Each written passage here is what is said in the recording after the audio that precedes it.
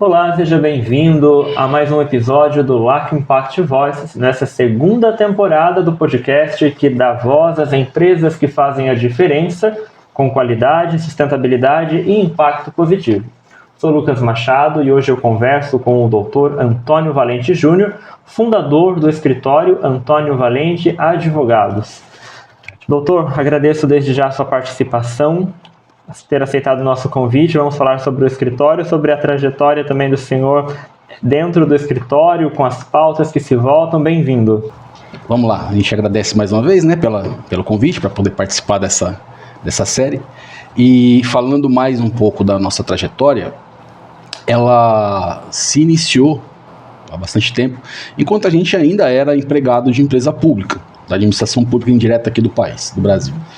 Já naquele momento a gente conseguiu detectar uma série de mazelas que existiam no funcionalismo, antevemos algumas situações, saímos e passamos a oferecer um serviço jurídico de qualidade, no primeiro momento para os empregados de empresa pública que já conheciam o nosso perfil. A partir daí o escritório começou a crescer, a gente agregou novos serviços ao portfólio, a gente começou a atender empresas de marketing digital e a gente consegue fazer a análise não só das demandas que envolvem o funcionalismo, como também aquelas que são voltadas mais especificamente para o mercado, né? Então a gente consegue ter uma atuação bem genérica, bem ampla. E doutor, quanto tempo já o escritório está nativo? Nós começamos em 2006. Então temos aí uma trajetória boa já de história para contar, e com certeza a qualidade é que é uma das bases deste ponto de sustentação, podemos dizer assim. Sim. Por isso que eu já lhe pergunto também, como que na prática, doutor, nos atendimentos, nas pautas, a qualidade ela é inserida nessa cultura?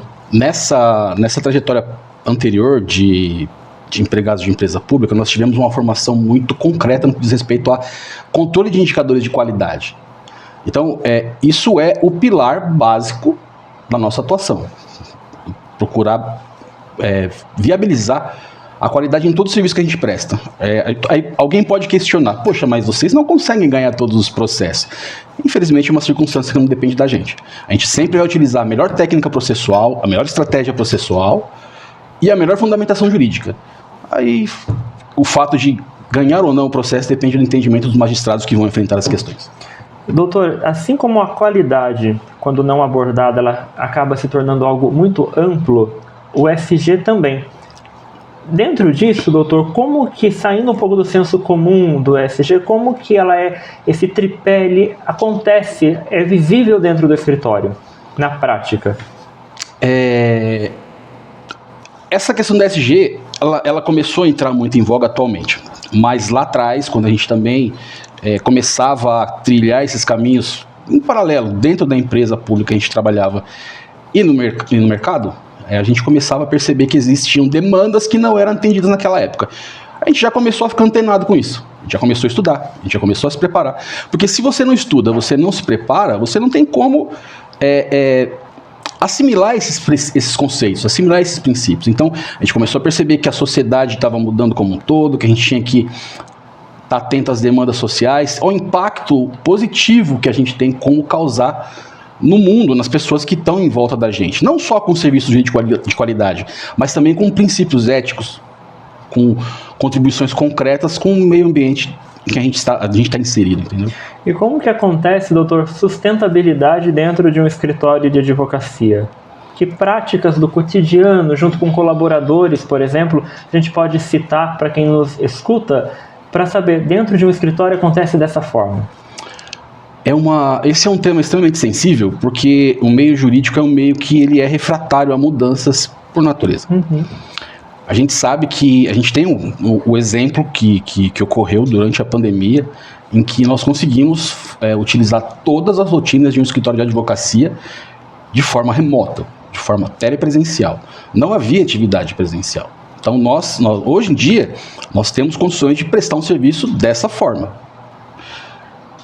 A gente procura fazer o máximo possível dentro desse formato. Tudo que a gente pode fazer de forma telepresencial, de forma remota, sem emissão de gás carbônico, sem precisar usar carro para ir até fórum, para fazer audiência, sem impressão de papel, a gente faz. A gente só não consegue fazer mesmo que, infelizmente, não depende da gente.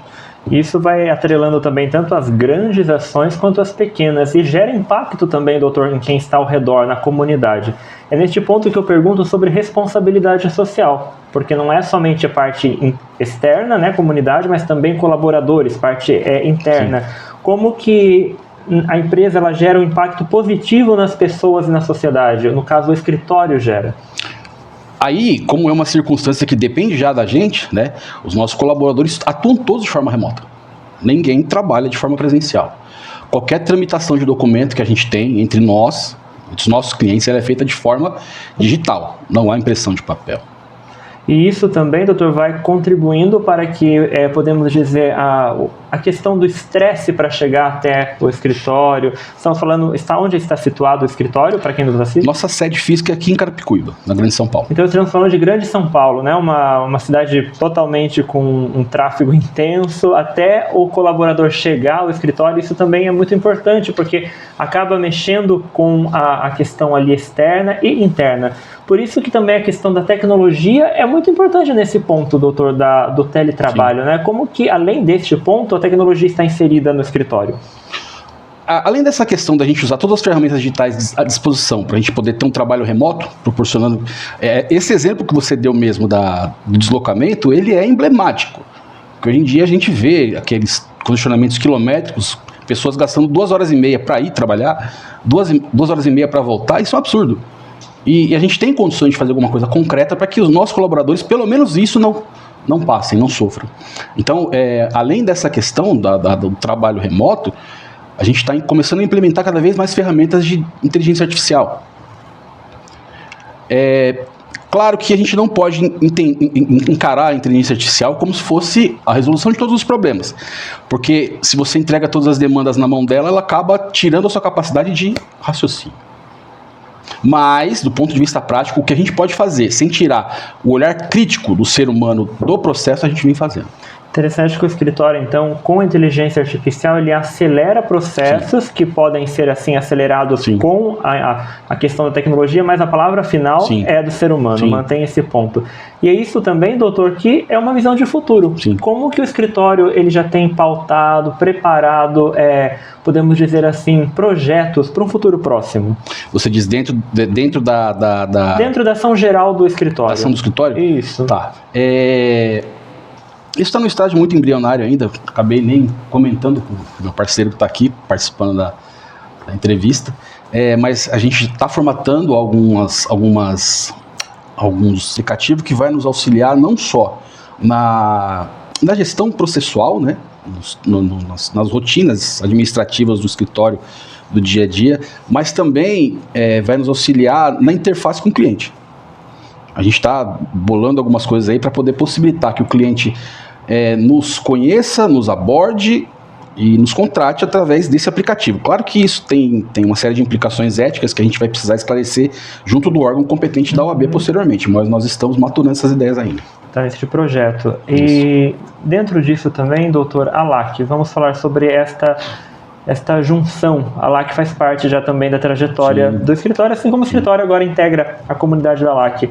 Como que esta integração fortalece a cultura de excelência para o escritório? Acaba, primeiramente eu devo dizer aqui que é sempre uma honra para nós do escritório estar envolvido em todos os projetos que a LAC vem desenvolvendo ao longo dos anos. É uma instituição que já tem mais de 20 anos, né? É tradicional, que promove a cultura da qualidade na América Latina, e fazer parte desse ecossistema, para nós, é uma questão de muita honra. Nós temos muita honra de fazer parte da LAC. Desde que começamos, a gente procura honrar todos os critérios da LAC, todos os pilares, todos os princípios da LAC, para que nós continuemos participando de todos os eventos. E aí, partindo desse princípio, saber que a nossa atuação foi reconhecida por um organismo dessa magnitude, nos traz muita satisfação, nos traz a consciência de dever cumprido e principalmente a obrigação de continuar trabalhando com cada vez mais proficiência técnica, cada vez mais critérios de qualidade e principalmente cada vez mais ética. Doutor, já próximo do fim da nossa conversa, pediria que se direcionasse a esta câmera e deixasse aqui para quem nos assiste para empresários, para o mundo corporativo também, para outros integrantes da advocacia, uma mensagem para quem quer uma construção de um futuro mais responsável? As trajetórias individuais não são fáceis, cada um conhece aquilo que passou ao longo da sua vida, das dificuldades, das provações, das vezes em que esteve diante de situações em que acabava achando que não conseguiria vencer. Mas quando a gente coloca a fé em si mesmo, a fé nos seus parceiros, a fé nos companheiros que estão em volta da gente, acima daquele pensamento de que nós não vamos conseguir vencer, a gente consegue. Ninguém consegue fazer nada sozinho, ninguém consegue. Quando a gente se cerca de pessoas que acreditam num princípio, acreditam num propósito, se unem, arregaçam a manga e vão até o final, a gente consegue. Então, a nossa experiência, o nosso escritório nada mais é do que uma conjunção de esforços. São várias pessoas que começaram trabalhando como empregados de empresa pública, que tinham uma certa condição, em que em determinado momento decidiram deixar essa fase da trajetória para trás, se preparar cada vez mais, se qualificar cada vez mais, entender o mundo em que a gente está inserido cada vez mais, para que a gente pudesse prestar um serviço jurídico de qualidade. O nosso trabalho basicamente é esse. Conversei então com o Dr. Antônio Valente Júnior, fundador do escritório Antônio Valente Advogados. Doutor, mais uma vez obrigado pela participação, por ter aceitado o nosso convite de estar aqui. Agradeço. Mais uma vez obrigado. E a você que nos assistiu até aqui, agradeço pela participação.